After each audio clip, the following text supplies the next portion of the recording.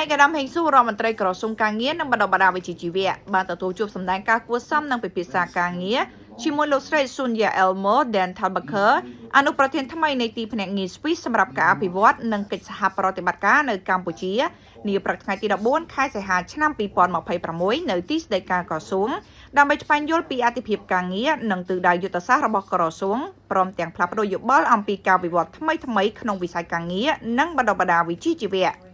នាឱកាសនោះឯកឧត្តមរដ្ឋមន្ត្រីបានស្វាគមន៍និងសម្ដែងនូវការបដិសេធតយ៉ាងកក់ក្ដៅចំពោះលោកស្រី Sonia Elmer Dan Thalbacher ដែលទទួលបានការតែងតាំងតួនាទីថ្មីព្រមទាំងបានកោតសរសើរចំពោះរដ្ឋាភិបាលស្វីសនិង SDC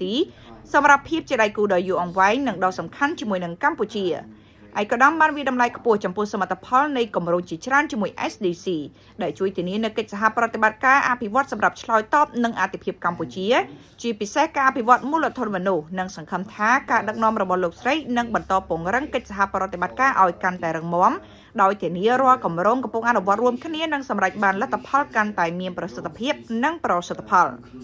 ជាមួយនឹងការជម្រាបជូនពីទស្សនវិស័យសំខាន់ៗរបស់កម្ពុជាក៏ដូចជាក្រសួងការងារឯកឧត្តមបានគូបញ្ជាក់ពីទំនាក់ទំនងដែលមិនអាចកាត់ផ្តាច់ពីគ្នាបានរវាងការអភិវឌ្ឍសេដ្ឋកិច្ចនិងអភិវឌ្ឍមូលធនមនុស្សព្រោះកំណើនសេដ្ឋកិច្ចប្រកបដោយចីរភាពគឺត្រូវការកម្លាំងពលកម្មដែលមានជំនាញផលិតភាពភាពប្រកបប្រជែងនិងបរិយាបន្នឯកឧត្តមបានលើកឡើងពីទូនីតិដ៏សំខាន់នៃ TVET ក្នុងការឆ្លើយតបទៅនឹងតម្រូវការនេះជាពិសេសតាមរយៈការបណ្ដុះបណ្ដាលជំនាញឡើងវិញនិងការលើកកម្ពស់ជំនាញសម្រាប់កម្លាំងពលកម្មដែលមានជំនាញកម្រិតទាបនិងមធ្យម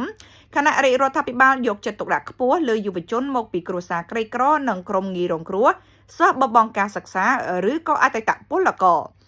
កម្ពុជាក៏កំពុងលើកកម្ពស់គុណភាព TVET និងពង្រឹងភាពជាដៃគូជាមួយវិស័យឯកជន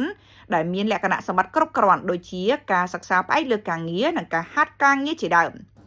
កម្ពុជាបញ្ញាលើកកម្ពស់ការធ្វើតេស្តសម្ប្រវេសដែលមានជំនាញប្រកបដោយសុវត្ថិភាពនិងស្របច្បាប់ពង្រឹងការការពារសិទ្ធិនិងផលប្រយោជន៍ពួកគាត់ព្រមទាំងការធ្វើសមាហរណកម្មប្រកបដោយផលិតភាពសម្រាប់អតីតពលករទេសសម្ប្រវេស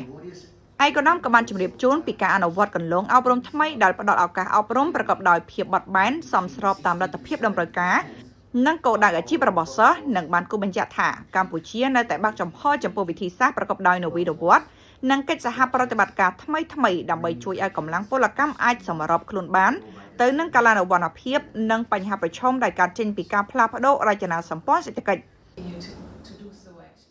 ជាការឆ្លើយតបលោកស្រី Sonia Elmer Dan Thalbacher បានថ្លែងអំណរគុណយ៉ាងជ្រាលជ្រៅចំពោះឯកឧត្តមរដ្ឋមន្ត្រីក្នុងកិច្ចពិភាក្សាប្រកបដោយផលិតភាពនិងបានកោតសរសើរចំពោះកិច្ចសហប្រតិបត្តិការដ៏យូរអង្វែងនិងល្អប្រសើរជាមួយក្រសួង